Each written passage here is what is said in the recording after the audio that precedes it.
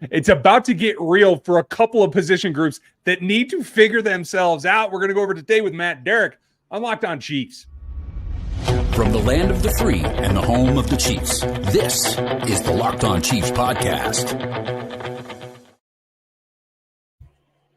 Welcome back, friends and neighbors around the world. We're brought to you today by Gametime. You can get signed up, download that app, create an account, and use our code LOCKEDONNFL. You're going to get $20 off your first ticket purchase. Terms do apply, but check that out. It's going to get handy here pretty quick. As we're talking about the team that is going to take the field here coming up shortly, and obviously we're just around the corner from the regular season. This is Matt Derrick from ChiefsDigest.com. Our man on the beat out at camp every day, covers his team inside and out, and straightens me out when I get a little bit off of the beaten path, which I'm going to do because I'm Ryan Tracy, founder of Rogue Analytics and Performance Consulting, NFL33.com, and RGR Football. You can find us all there. Make sure you like, sub, hit the bell here on YouTube. Get us on Spotify and Apple Music and anywhere you get a free podcast. We are free and available 5 days a week. Thanks for making us your first listen. Go listen to another Locked On show because they're all the same way and they're 24/7 on Locked On Sports Today. So we got to talk about the cornerbacks because there's still like 17 of them. I can't even keep everybody's numbers straight, but they just keep multiplying, I think, Matt. It's like gremlins out there. The offensive line, things have tweaked a little bit. Who reaps the benefits from Joe Thuney's return, and what does it look like? But we start with everybody's mismatch, mash up, hodgepodge, whatever you want to call it. There's 3 wide receivers on this team that are going to start. It's going to be Rashee Rice and Hollywood Brown, and Xavier Worthy's going to be the 3. You can't talk me out of that. I don't care if I'm wrong. I'm telling you that's what's going to happen. Who plays next? That's what I don't get, Matt. Well, healthy Justin Watson's number 4. That's pretty evident. I mean, he can be the primary back. Well, he can be the primary backup. I don't know that he will be the primary backup at all 3 positions, but he's the guy you can put out there. He's going to play a lot because he's, like we've talked about before, he's the best complementary receiver that they've got. Now it's going to be what's going to happen next. Do you keep 5? Do you keep 6? Do you keep 7? Well, you've got more than 3 receivers competing for those spots, so it's going to be difficult. Right now, I mean, who's getting snaps with the ones? Well, McCole Hardman, Justin Ross, Sky Moore, Kadarius Toney, Nico Remigio, Cornell Powell will pop up there occasionally, Montrell Washington with the snap occasionally. So 5 receivers right there. And, if I'm counting correctly, and occasionally in my old age and brain fog, I do forget one of these receivers because there are too many of them. But I do think, I mean, I think my guys. I think the Chiefs have 9 NFL caliber receivers. Now, that doesn't mean that they have 9 number 1, number 2, number 3 receivers. Some of these guys are 4s and 5s, and that's legit. It's what it is. But I don't know. I mean, here's the tricky thing is that you see Xavier Worthy out for a couple of days with the illness. Who benefits? It's McCole Hardman. He plays most of the snaps at Xavier Worthy. I mean, that makes sense. I mean, McCole's kind of a Z receiver at this point. That's the role that he's going to play. I mean, if a Rashee Rice is out for a little bit and gets dinged up, who takes his spots? Probably Sky Moore. That's who's filling in there. If you don't have a McCole or if you don't have a Hollywood Brown, who steps in? I'd probably say it could be a couple of different guys, but I don't think there's any doubt. I mean, Kadarius Toney would probably be the one who benefits the most. Those aren't necessarily apples to apples replacements, but I think it's kind of the way it's working out right now. Oddly enough, Ryan, especially talking with my colleagues in the media tent, we all agree the guy who might have had the 3 best catches in the last 3 days of the first 3 days of pads was probably Montrell Washington. He's probably the 3rd best deep ball threat on this team and the 3rd best ball tracker on this team behind certainly Worthy. And I'd probably say Brown at this point are the 2 best. And I think Montrell might be 3rd. Is that useful? Sure. Can he be play special teams? Sure. Would Justin Ross be a replacement for, Hollywood Brown if you had to play for him for a little bit? Yeah. I mean, there's a comp there too. It's just how do you squeeze all these guys in? Who can make the practice squad? I mean, I think there's a history there to know for sure. But the Chiefs are going to have a difficult time. And I know I'm rambling on, but I mean, they can keep as many as 3, as few as 1 or 2. But then depending on how many wide receivers you keep, are you going to keep a 4th tight end in Irv Smith, who I'll tell you is having a really good camp, and especially since the pads came on. Louis Rees-Zammit is a project. Can you keep him if you're keeping 7 receivers? My answer would be no. Yeah. That makes perfect sense to me. And it becomes, I think, a testament of who does what where. How can you contribute? And does keeping a 7th receiver outweigh keeping a 4th tailback or a 4th tight end? I agree. My prediction before camp started was 4 tight ends, 6 receivers. That still makes sense to me at this point. I haven't seen anything that's turned me on that. But the way that it's gone, with what we've seen Xavier Worthy be able to do when he is on the field, obviously with the illness, missed some practices. Hollywood Brown has missed some practices. What he's been able to do down the field and otherwise, it does make me feel like when you get both these guys on the field together, that's a duo that they're going to have to emphasize over and over and over and let Rasheed and Travis Kelce take what is then the middle of the field, the underneath, the intermediate type routes. And taking those two off of it, I don't know if there's a plug and play that is exactly applicable. You have to adjust the offense more with some of these roles. And that's where I wonder about Justin Ross, Nico Remigio. Can he do everything that he needs to do to be able to step in? And then that gets to, is the 4th tight end that important, especially if Irv Smith is performing like you've said? I know he's come on in recent days, but that's a guy that I think had to make a statement to make the roster. Does that put the running back position in jeopardy there? Is the balance, I still think in the end, I don't think you can go over 25 guys on offense. Am I wrong? No, I don't think you're wrong. And, and hey, when it comes to running back, I think you're locked into 3 spots for sure. It's the question is going to be whether or not you're going to keep the project and Luis Rees-Zammit. And that's when the numbers that the other spots come into play. I don't think that, the number of offensive linemen that you keep is going to be a huge impact. I mean, once again, keeping 10 versus 9 can impact those numbers a little bit, but I think it's a little bit independent. I think the Chiefs will decide to keep how many offensive linemen just based on how many of those guys deserve spots and how many have won their jobs. That might be the one that gets you to 25 instead of 24 offensive players. It's hard to say, but that's the tricky thing to me is definitely going to be just those last few numbers. And that's why I say, 4 tight ends, 3 running backs, you do that, you can at least get the 4 receivers pretty easily. So, and injuries are absolutely going to be a part of this. That we're 8 practices into camp right now. There's 11 more to go before they get back to Kansas City. You've got 3 preseason games. You got some more work once you get back to Kansas City. The idea that of any receiver group being completely and fully intact by August 27th, 28th when they're making the cut downs, the odds are against it. So something is going to happen, and it's just where it happens. How do you adjust? How do you deal with that, and how do you round out the special teams? Tell you right now. You're looking at the guys at the bottom. Nico Remigio has absolutely become a Dave Toub favorite. Everybody's rooting for that kid, and I'll tell you. My comp for him, Ryan, again is I think I've said it before. It's Albert Wilson. That's a great comparison to me. And if he became Albert Wilson, you'd be happy about that. That for an undrafted guy to do that, yeah, that'd be fantastic. Another good comp is Justin Watson. If he became Justin Watson, you'd be really pleased with that. And from a complimentary standpoint and a guy who can play all 3 spots, that's what Nico is. Is he a future starter? Probably not. But are you talking about a glue guy that can do a little bit of everything? That's something that he brings to the table that none of these other guys do. Everybody has their strengths. Kadarius obviously has the strength in that he is an electric athlete, that no one else has that skill set. Even McCole doesn't have that skill set. McCole has the knowledge of the offense that nobody else has. That's a benefit to him. I think that's going to be the tougher things for the Justin Rosses and the Montreal Washingtons, that it's a little bit more difficult for them. They're kind of on the outside looking in. And Ross is the most complicated of them all because, again, there's an enormous amount of talent there. He's been there for a couple of years now picking up things. But, has he progressed to the point where you can solidly put him on the team? He's not there yet. It's going to take a lot. And however many guys you don't keep there happens to be directly correlated to the offensive line as well. Who's battling and what is going to come of it coming up next? Summer's in full swing and we're getting ready for football season. It doesn't matter whether you're trying to go to MLB right now and go see the Royals, or you're waiting on your preseason tickets, your Chiefs tickets for the regular season, or even those cold, snowy days. The best way to get it done is Gametime. It helps if you can plan. I fully admit that, but sometimes you just can't.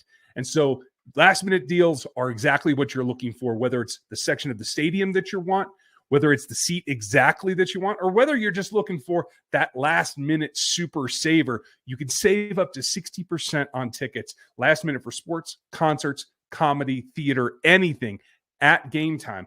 This is really important. I sit in one section of Arrowhead and I really love it. It's a zone deal. And when that comes up, I try to go all in because they give you all in pricing with no hidden fees. It takes the guesswork out of getting tickets for Arrowhead, but for baseball as well. You can get it all at Gametime. So download the Gametime app, create your account, and use our code LOCKEDONNFL. You're going to get $20 off of your first purchase.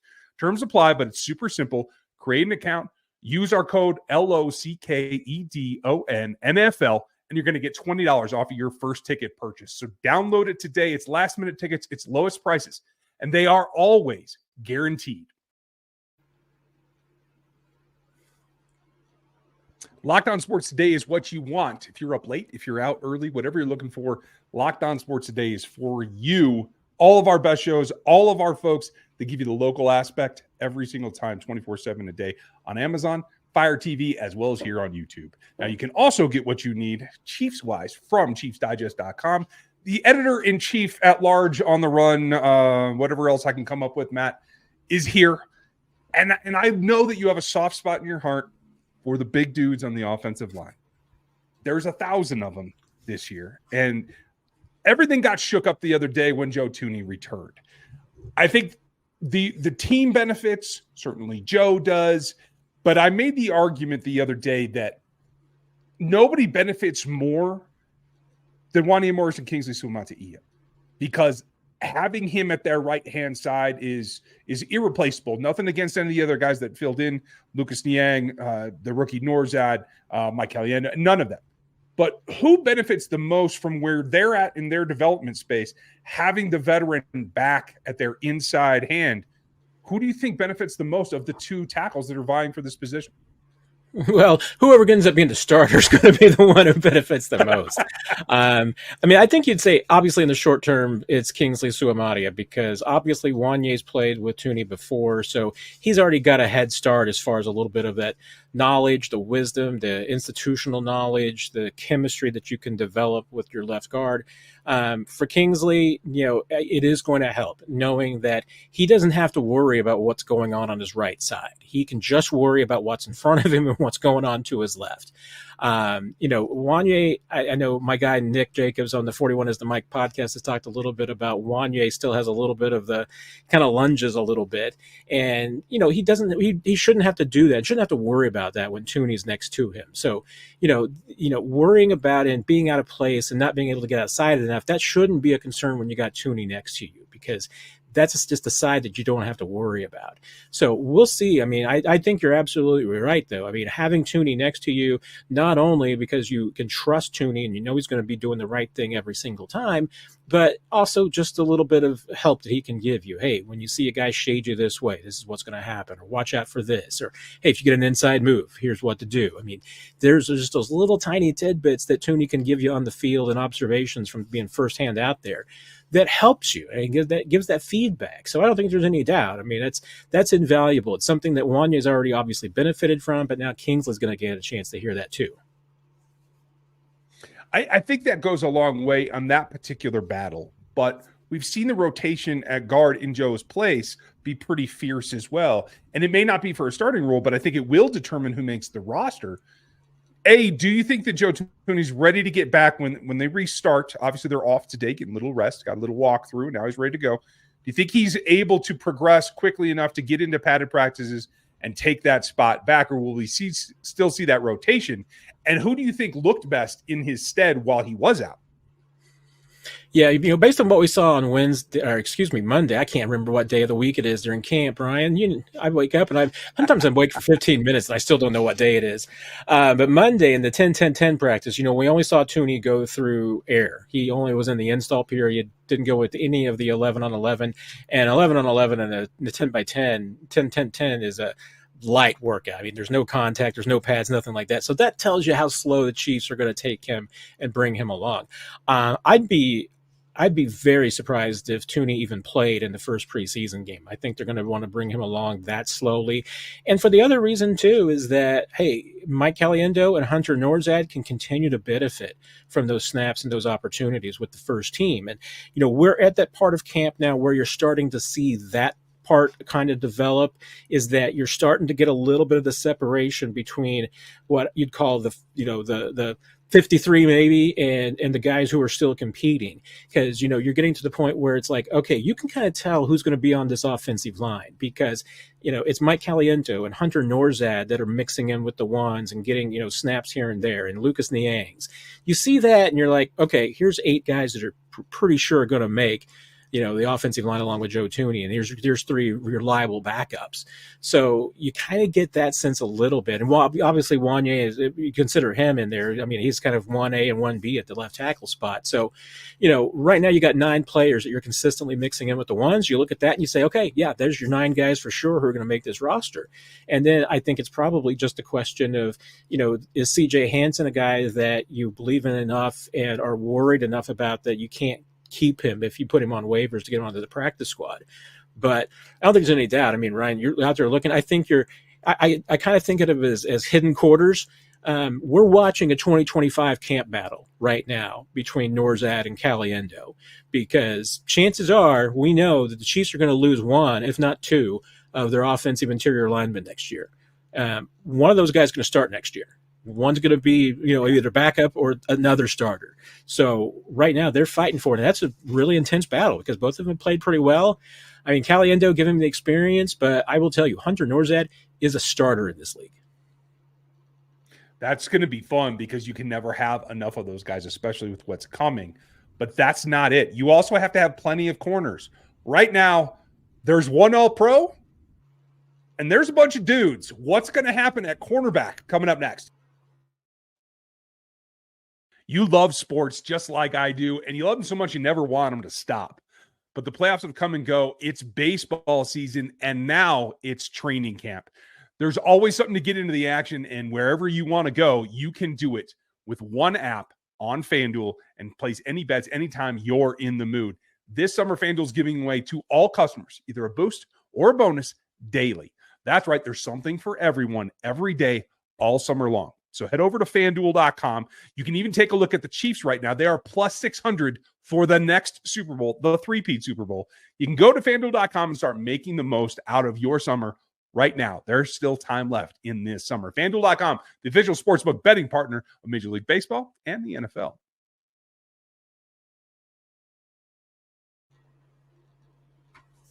Make sure, folks, that you like and sub to this channel. Get subbed on Chiefs Digest. Make sure you hit the text line for all that breaking news and insiders information. It's at 816-357-8781. And Matt, given how far you have come inside the organization, understanding everybody's personalities and how they come about, I got to say there's 2 things that are bothering me right now about the Chiefs cornerback room. And that is there's a ton of talent, and I don't think there's any order. Because the guy that they were hoping for, Najee Johnson, to step forward and be the guy opposite Trent McDuffie, I called him Trent Green yesterday, has had almost, I don't think it's earth-shattering, but enough injury that I'm not sure he's going to be ready to go for the entire season. Obviously, Jalen Watson hasn't been on the field yet. The other guy that I would say is the next candidate to be outside. I think that those 2 things in particular make me feel like it's a bit of a search at this point. Saw Kelvin Joseph get some reps with the ones this week. We saw Joshua, who had a lot of reps early, back off a little bit. Haddon's been out there a little bit. I did see Keith Traylor, even on the inside. It seems like Steve Spagnuolo is still searching. What do you see, and do you think the search is on because of the injury situation? Yeah, that's the sense I get. And, and certainly talking with some of the people behind the scenes. I mean, the Chiefs are, I tell you what, I'm surprised, but they are a little bit more down on their cornerback group than I have been. I've been going into this, pretty optimistic that, hey, the Chiefs are going to figure this out. And I still think that they're going to. I mean, this is Steve Spagnuolo and Dave Merritt here. So I think there might be a little bit of grading on a curve. But here's the concern, and this is what I took out of what Steve Spagnuolo had to say Monday. And I'm not putting words in Steve's mouth. I'm just saying this is what I heard. which is that he's got an all-pro corner in Trent McDuffie. And then he's got a lot of guys who are playing like number 3 corners. And he needs somebody to jump up and say they're the number 2. Last year, you didn't have that problem because obviously you had Snead and McDuffie. And then if you had a bunch of number 3s, that was great because you can mix and match. And that's exactly what the Chiefs did last year. They kind of mixed and matched to get what they wanted and got a lot of production out of basically their number 3, number 4 corners. This year, they want one of those guys to seize the spot. I think the Chiefs will be okay if they had to, play a rotation, if they had to play a platoon at kind of the number 2, number 3, 4 corners. If you're playing more of Joshua Williams one week because you're going up against a big guy, if you're playing more of Najee Johnson one week because he matches up better, or Jalen Watson. But the scary thing is, like you said, Ryan, I mean, Jalen Watson, I would start to have some concerns about because, he did come back for a little bit during OTAs and then they backed him off again with that shoulder. We really haven't gotten a good indication. I plan on asking Andy Reid on Wednesday, just where he is, and we'll see what kind of an answer that we get as far as, the future timeline for Jalen Watson. But without him, and now, holding back a little bit on Najee Johnson because he tweaks that hamstring that's involved with the knee and the ACL, a little bit of concern there. What's next? Well, Monday, once again, we saw the answer was Kelvin Joseph getting some opportunities. And, now he's the next guy up because, as Spag said, he's kind of earned it. Then after that, hey, they've got more depth. They've got more answers. I mean, like you mentioned, Keith Taylor's played in the NFL. He's got some NFL experience. Echo Boydo's got a lot of ceiling. There's still people very, really high on Echo Boydo. I don't think Nick Jones is out of the question, although the Chiefs do see him more as a kind of a nickel aspect and definitely want him to concentrate on playing on the inside and backing up Jamari Connor. But so you've got a lot of bodies, but at this point, nobody has jumped up and grabbed that spot. And for the Chiefs, that's the really kind of frustrating thing because they would like one of these guys to just be healthy and claim that spot and declare that they're the number 2 corner. And they haven't done that yet. And right now, the things that Steve Spagnuolo is saying, and I think we'll probably hear when Dave Merritt, when we eventually hear from him in probably a week or two, I think we'll hear the same thing, is that, they're pushing these guys for one of them to break out of the pack. I hope that they can, because I think that puts the whole scheme in jeopardy.